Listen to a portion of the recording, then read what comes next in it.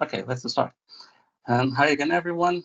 Welcome to this training session. And this talk, we're going to discuss three programming paradigms from the perspective of AI. I personally am very excited about this talk. In programming, our main goal is to solve a problem using the machine.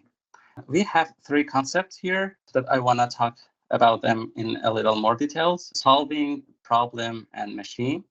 Let's start with the problem. There has been a long history of understanding what is a problem. Great minds in computer science devoted their lives to increasing our knowledge about problems. Their effort turned into and prospered a field called computational complexity, which I truly appreciate. I don't want to talk about computational complexity here, but the main idea in computational complexity is to classify problems into a hierarchy that shows the complexity or hardness of problems. Complexity is defined in terms of resources that the machine needs to use. In other words, CPU and memory. Starting from the bottom, problems of each class will be harder by moving upwards, which means they need more resources like CPU and memory to solve the problems. Here, the names are not important, so let's just call them P and NP and beyond. P is the class of problems that can be solved in polynomial time, but we still don't have any proof to show that NP problems can or cannot be solved in polynomial time. I remember my supervisor once told me that before 2000, it was like, if we could prove that some problems is NP hard, then we knew that problem was impractical in real world, so they just left alone that problem. But anyway, okay, let's start talking about how to solve the problems. As a programmer, we all know that to solve a problem, we need to describe the problem formally. Then we need to provide an algorithm to solve it. It is a two-step process, describing the problem and then implementing an algorithm to solve it. Let me give you an example. A classical example is the reachability problem. For example, let's say that we have an AGV and we want to send it from one location to another location. We can describe the possible roads as a graph. This is our problem, basically, nothing more. Namely, we can describe the problem with a graph, the source node, and the destination. Now we can use the well-known BFS algorithm to find the solution for our problem. In algorithms, we explicitly specify the steps that we require to do to finally get the correct solution. There should be no ambiguity for a machine to choose the outgoing branch. For example, here we have the flowchart of the BFS algorithm. These steps are explicitly specified. And the branches, like here, should be in a way that machine can deterministically choose the outgoing path based on the current state of the machine. Imperative programming is essentially like this. We have a problem, we design and implement the algorithm, and we use the machine to solve the problem according to our implementation. So this is the paradigms that we all have practiced in our lives. Now let's consider a harder problem. Let's say that we have an HEV that can carry as many load as possible. It starts from an unload symbolic point and has to visit all other load points exactly once and return back to the unload symbolic point. It turns out that this problem is an NP problem. It means that we still don't have a polynomial time to solve this problem. And this problem, exactly this problem, represents a huge class of interesting, challenging, and real-world problems. Most probably, you know that in this problem, we want to find the Hamiltonian cycle, or it is also known as traveling salesman problem. Okay, so the question is that how we can solve these interesting and challenging and practical problems. This is where AI comes into the play. Let's assume that we have a more intelligent machine, a machine that can wisely decide among options, contrary to the algorithm that we specify step by step how the machine should choose the instruction. Now we can describe the problem formally and define the criteria of a valid solution, and then the more intelligent machine can get the solution by itself. This is the whole idea behind declarative programming. Okay, it's awesome, right? It means that we don't need to devise an algorithm or say exactly how the machine should solve the problem. For example, it also means that if we previously used different libraries for different tasks, we can replace all of them with one declarative tool and with only one API, so that we don't need to learn about different libraries and different APIs. Or even we can directly attack challenging tasks without knowing how to solve them. Problems like Hamiltonian cycle, 𝐄𝐧𝐝-𝐭𝐨, Sudoku, maximum click, or many other problems. There are different approaches in declarative programming like SAT, SMT, or ASP, but today I want to talk about two of them. The first one is the SAT approach. In this approach, we need to define our problem as a logical formula and then use a SAT solver to find a solution for it. Okay. The main part of the problem in declarative programming is defining the problem formally. Here in the SAT solver, in the SAT approach, we have to define the problem as a logical formula. Let's continue with our example, the Hamiltonian cycle, and let's find a solution for it in the SAT with the SAT approach.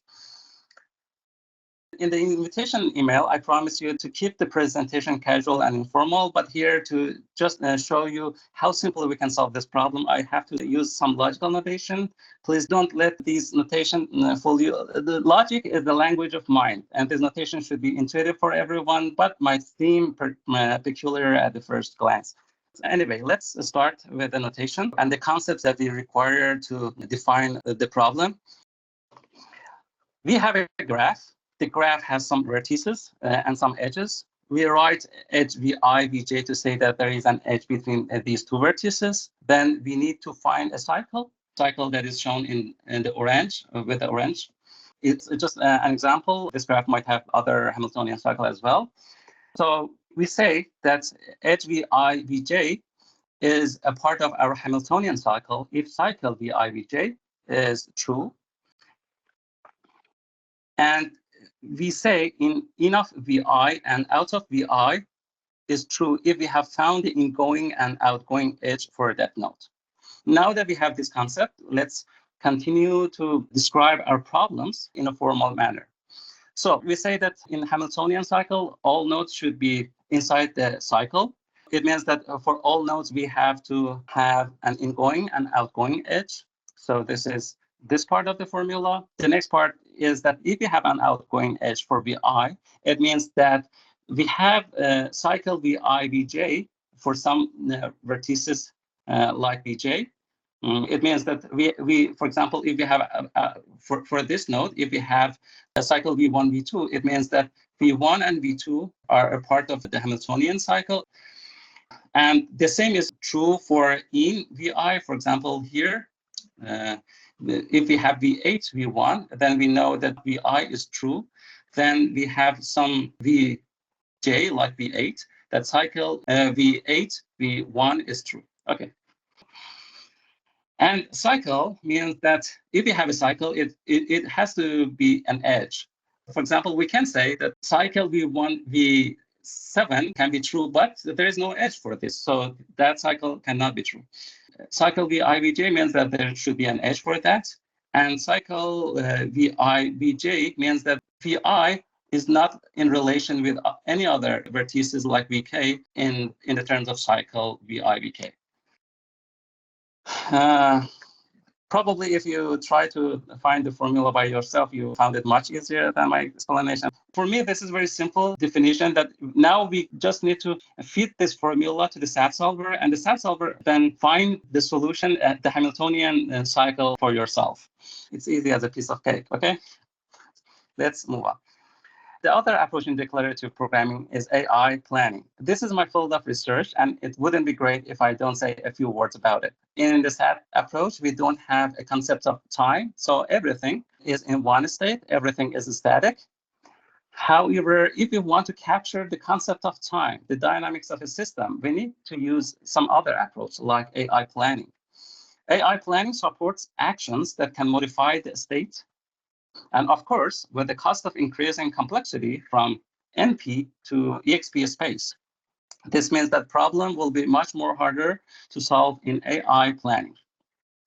A classical example in AI planning is the logistic problem. In logistic problem, we have some trucks that can transfer some packages inside the city, so the trucks cannot go to outside the city. But to transfer packages among the city, we can use the airplanes.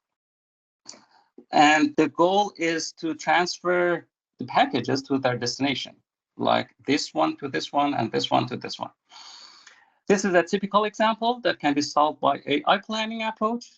And AI planning is very efficient at solving those kind of problems. But let's not talk about AI planning in details. Comparing imperative programming with declarative programming, we know for both of them, we need to describe the problem formally. But contrary to imperative programming, we don't need to devise an algorithm for declarative programming, while imperative programming is very efficient for solving light reasoning problems, class P. Declarative programming is more suitable for problems that require more complex reasoning. We still can try to solve harder problems like NP problems with imperative programming. And in fact, at the bottom, declarative tools uses imperative programming. But if you want to solve NP problems with imperative programming, most probably we cannot cover all the space, which leads to bugs, or we have to implement an inefficient exhaustive search. It's like when we need some functionality and there are some libraries, some cool library to provide that functionality. We don't use that library, still we try to solve it by ourselves and reinvent the wheel again.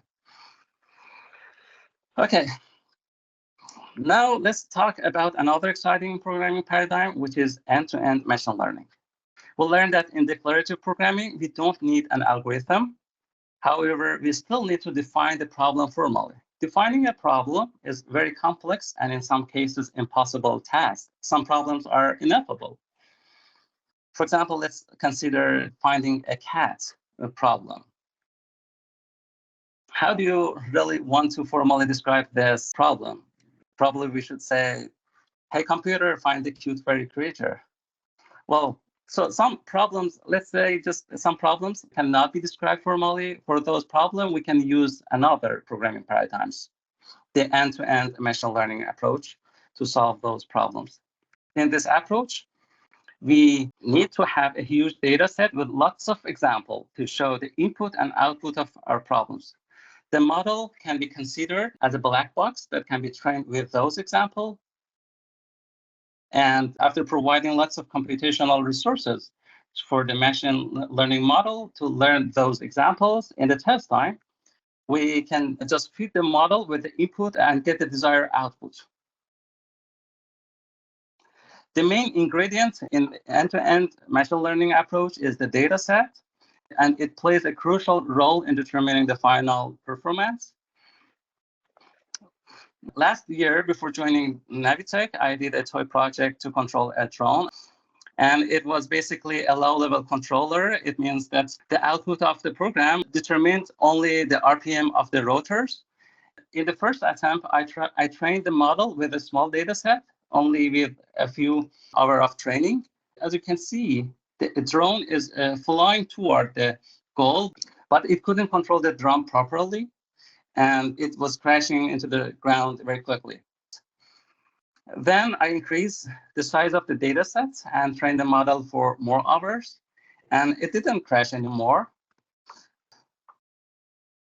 And the control was more intelligent, and it was, but still it wasn't good enough. As you can see, it tries to reach the goal, but it cannot, or it can, after a long time, reach to the goal. Okay. Then I again increased the size of the data set and trained the model even for more hours, and it showed a very intelligent and smooth control. Here, you can see when I increase the training data set, it can smoothly reach to the target and prepare itself for the next target. But please note that no knowledge of kinematics or control theory is needed for this kind of programming, and it only needs a few hundred lines of code, and of course, a lot of training data and a massive amount of computational resources. Okay, this concludes my presentation. Thank you for your attention. And I would be glad to answer any question.